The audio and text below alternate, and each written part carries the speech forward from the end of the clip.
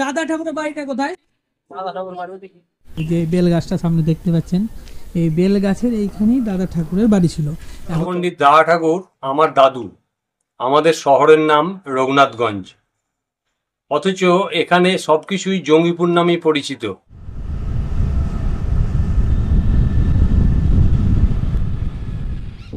আজকে আমরা যাচ্ছি শরৎচন্দ্র দাদা ঠাকুরের বাড়ি। এই শরৎচন্দ্র দাদা ঠাকুর কিন্তু আমরা যে শরৎচন্দ্রকে চিনি সেই শরৎচন্দ্র কিন্তু এই শরৎচন্দ্র নয়। যদিও ওই শরৎচন্দ্র এবং এই শরৎচন্দ্র দুজনই গান লিখতেন, কবিতা লিখতেন, কিন্তু ওই শরৎচন্দ্র কিছু কিছু উপন্যাসও লিখেছেন বড় বড়। আজকে আমরা যে শরৎচন্দ্র দাদা ঠাকুরের বাড়ি যাচ্ছি সেই শরৎচন্দ্র দাদা ঠাকুরের বাড়ি হলো রঘুনাথগঞ্জ 1 নম্বর ব্লকের অন্তর্গত দফরপুর পঞ্চায়েতের দফরপুর গ্রাম, যার পৌরসভা হচ্ছে জঙ্গিপুর।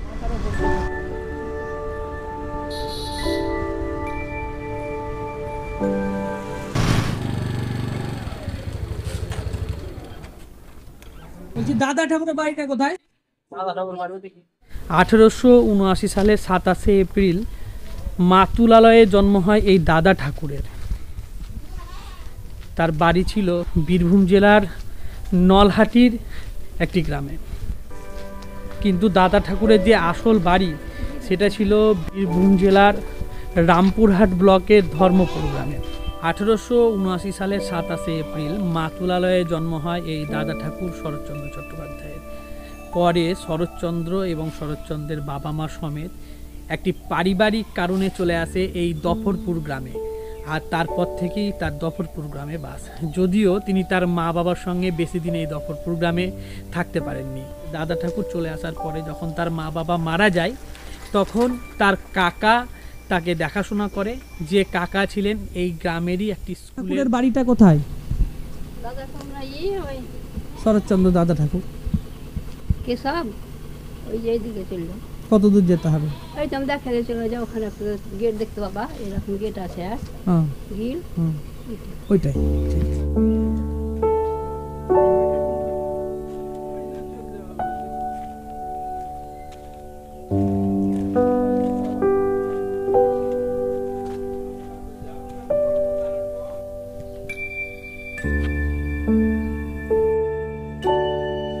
এই শরৎচন্দ্র দাদা ঠাকুর দফরপুর গ্রামে আসার পরে তার বিভিন্ন কাজকর্মের দ্বারা মানুষ প্রভাবিত হয়ে তার নাম শরৎচন্দ্র থেকে ভালোবেসে দাদা ঠাকুর রেখে দিয়েছে। একটা ডকুমেন্টারি বানাচ্ছি দাদা ঠাকুরের ব্যাপারে, তো সেই সূত্রেই ওই জায়গাটা ছিল দাদা ঠাকুরের। কোন জায়গাটা বলছেন? এখন বিক্রি হয়ে গেছে, সে হতে পারে।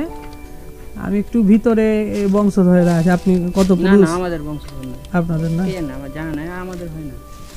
দাদা ঠাকুর তো মানে বিজ্ঞান সম্বন্ধে তো লোক ছিল, এবার কত জায়গায় হয়তো আর বাড়ি ছিল, কিন্তু শুনি যে বেলতলাটায় হচ্ছে আর ঠিকানা দাদা ঠাকুরের। দাদা ঠাকুরের এই যে বাড়ি, ওনার কোনো বংশধর এখানে থাকে না? তাহলে বংশধররা কোথায় থাকে বলতে পারবেন কিছু? আমরা বলতে পারবো না, আমাদের চাইতে যারা বয়স্ক তারা বলতে পারবে। যারা জায়গাটা ওই কিনেছে, এখানে জায়গাটা দেওয়ার কথা, এই বমদিকার বাড়িওয়ালা কিনেছে।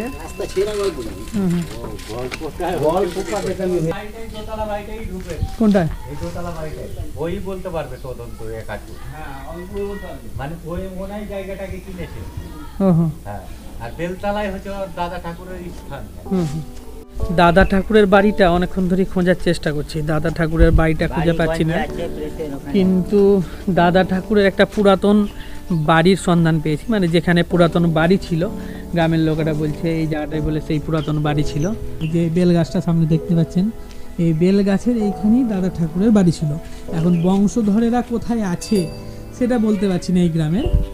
কিন্তু রঘুনাথগঞ্জে যারা পণ্ডিত প্রেসটাকে ওনার আছেন, পণ্ডিত প্রেসের উনি, তারাই হচ্ছেন এই দাদা ঠাকুরের বংশধর। আর এখানে কোনো বংশধর না এখন। তাহলে এই যে এরা যে পণ্ডিত আছে, এই যে সামনে কেশব পণ্ডিত, এরা এদের না?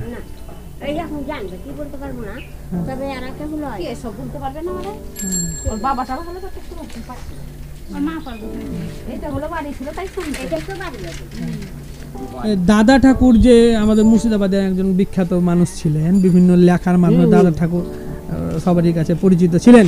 পণ্ডিত প্রেসটা তারই তৈরি প্রথম, মানে রঘুনাথগঞ্জের বুকে পণ্ডিত প্রেসটা প্রথম প্রেস।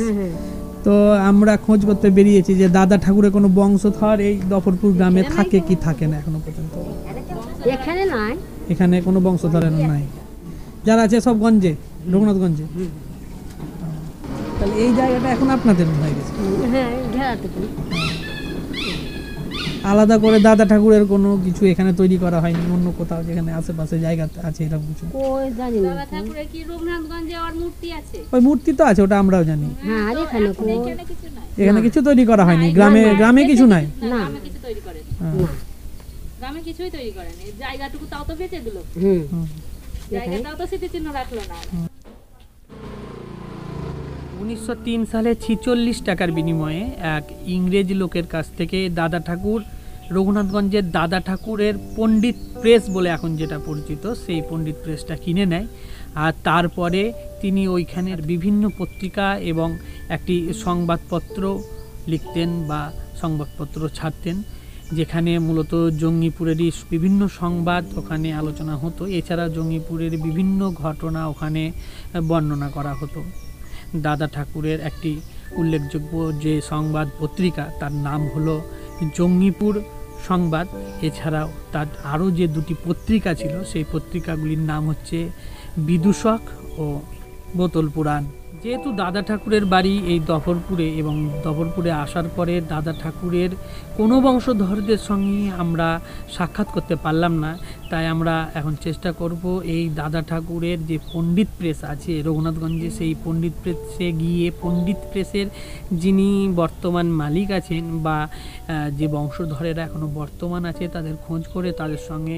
দাদা ঠাকুর আমার দাদু, আমাদের শহরের নাম রঘুনাথগঞ্জ, অথচ এখানে সবকিছুই জঙ্গিপুর নামেই পরিচিত।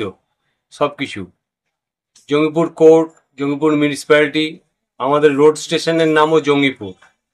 দাদা ঠাকুর জীবন এবং জীবিকার জন্য সুদূর কলকাতা পাড়ি দিয়েছিলেন। প্রায়ই ওনাকে রঘুনাথগঞ্জে আসতে হতো পরিবার পরিজনদের কাছে। এইরকম একদিন ভোরবেলায় উনি ট্রেন ধরার জন্য হাওড়া স্টেশনে রওনা দিলেন। হাওড়া স্টেশন থেকে ট্রেনে চাপার পরে উনি মনে মনে চিন্তা করলেন যে স্টেশনগুলোকে নিয়ে একটা কবিতা রচনা করলে কেমন হয়, গান রচনা করলে কেমন হয়। উনি তখন মনে মনেই মানে সুর ভাজতে ভাজতে শুরু করলেন, হাওড়া লিলুয়া বেলুর বালি উত্তর পাড়া কন্যগর, এইভাবে পরপর স্টেশনগুলোকে দিয়ে উনি শেষ করলেন যে জঙ্গিপুর আমার বাড়ি। দাদা ঠাকুর মূলত তার কর্মকাণ্ডের জন্যই গোটা পশ্চিমবঙ্গবাসী ও ভারতবাসীর কাছে বহুলভাবে পরিচিত। দাদা ঠাকুরের আসল নাম কিন্তু শরৎচন্দ্র। এই দাদা ঠাকুর কিন্তু সেই শরৎচন্দ্র চট্টোপাধ্যায় নাম। এই দাদা ঠাকুর হচ্ছে শরৎচন্দ্র পণ্ডিত, যিনি বীরভূম জেলা থেকে তার মা বাবার সঙ্গে উঠে এসে এই দফরপুর গ্রামে বাস করতেন। তিনি এতটাই চঞ্চল এবং মানুষ দরদি লোক ছিলেন, যিনি তার বিভিন্ন যে পত্রিকা আছে তা বিদূষক হোক কিংবা তার বোতল পুরাণ হোক, তার মাধ্যমে তিনি এই জনসমাজের বিভিন্ন দুর্নীতি, বিভিন্ন খারাপ জিনিসকে তুলে ধরতেন। এমনকি তিনি কোনো রাজনৈতিক দল, রাজনৈতিক লোক এদেরকেও তিনি তার সমালোচনা থেকে আলাদা করে রাখতেন না। তিনি তার বোতল পুরাণ এবং বিদূষকের মতন পত্রিকাগুলিকে কলকাতার বাজারেও বিক্রি করতেন এবং তা নিজে হাতে গিয়ে বিক্রি করতেন। ওই জন্য কলকাতা সহ ভারতের বিভিন্ন গণ্যমান্য ব্যক্তিদের সঙ্গে তার পরিচয় ঘটে ও তার প্রভাব বিস্তার হয় এবং তাকে লোক চেনে। মূলত তার ভালো কর্মকাণ্ডের জন্যই লোক তাকে ভালোবেসে দাদা ঠাকুর নামে আখ্যায়িত করেন বা উপাধিত করেন। কিছুদিন আগে, অর্থাৎ আজ থেকে 10, 12 কিংবা 15 বছর আগে আমাদের দেখা আমাদের স্কুলের বিভিন্ন প্রশ্নপত্র এবং আমাদের এলাকার বিভিন্ন পত্রিকা এই দাদা ঠাকুর তার নিজের প্রেসে ছাপাতেন। দাদা ঠাকুর বলা ভুল, দাদা ঠাকুরের বংশধরেরা নিজের প্রেসে ছাপাতেন। এখন বর্তমানে দাদা ঠাকুরের কোনো বংশধর যদিও এই গ্রামে নেই, মানে দফরপুর গ্রামে নেই, কিন্তু শুনেছি কি পণ্ডিত প্রেস যেহেতু রঘুনাথগঞ্জে আছে, সেহেতু রঘুনাথগঞ্জে কিছু তার বংশধরেরা আছে। দাদা ঠাকুরের এই রকম বিভিন্ন ব্যঙ্গাত্মক বচনভঙ্গির জন্যই তিনি জনসমাজে বহুলভাবে পরিচিত, তা তো বটেই। এছাড়াও সেই যুগের অর্থাৎ আজ থেকে প্রায় 120 থেকে 140 বছর আগে শরৎচন্দ্র চট্টোপাধ্যায়ের দ্বারাও কিন্তু পরিচিতি লাভ করে, যে শরৎচন্দ্র চট্টোপাধ্যায় এই দাদা ঠাকুরকে বিদূষক নামে উপাহিত করেন। দফরপুর গ্রামে তো এলাম, কিন্তু দফরপুর গ্রামে আসার পরে যা দেখলাম, এই দফরপুর গ্রামে যে দাদা ঠাকুরের একটি মাত্র ভিটে জমি ছিল, তাও দাদা ঠাকুরের যেসব বংশধরেরা আছে এই ভিটে মাটির ঠিক সামনের দোতলা বাড়ির যে মালিক ওনাকে বিক্রি করে দেয়। বর্তমানে এই দাদা ঠাকুরের কোনো রকম আর নিশানা বা চিহ্ন এই গ্রামে পড়ে নাই। শুনেছিলাম কিছু বছর আগে কি দাদা ঠাকুরের নামে একটি স্কুল হবে, কিন্তু এখনো পর্যন্ত সেটাও দেখা যায়নি। এমনকি কোনো ধরনের অর্থনৈতিক উন্নতিতে সাহায্য করে এমন কোনো কার্যকলাপ সরকারের পক্ষ থেকেও নেওয়া হয়নি। কারণ দাদা ঠাকুরের বাড়ির জায়গাটা যদি একটা অন্তত কুড়ে করেও রাখা হতো, তাহলে আমার মনে হয় যে এই এলাকার লোকেদের আর্থসামাজিক উন্নতি ঘটতো এবং এখানে বহু পর্যটকের ভিড় হতো এবং আমাদের মুর্শিদাবাদটাকে একটা বিশেষ উল্লেখযোগ্য পর্যটন স্থল হিসাবেও গণ্য করা যেত। 1914 সালে দাদা ঠাকুর শরৎচন্দ্র পণ্ডিত জঙ্গিপুর মহকুমা থেকে একটা সাপ্তাহিক সংবাদপত্র বার করেছিলেন, জঙ্গিপুর সংবাদ। আজ তার বয়স 102 বছর। দাদা ঠাকুর আমার দাদু, বড় ছেলের ছেলে আমি। দাদা ঠাকুর প্রায় 14 বছর মতন এই পত্রিকার সঙ্গে যুক্ত ছিলেন সম্পাদক হিসাবে। তারপরে উনি কলকাতায় চলে যান আমার বাবা বিনয় কুমার পণ্ডিতকে দায়িত্ব দিয়ে। বাবা প্রায় 40 বছর তার সাথে চালিয়েছেন।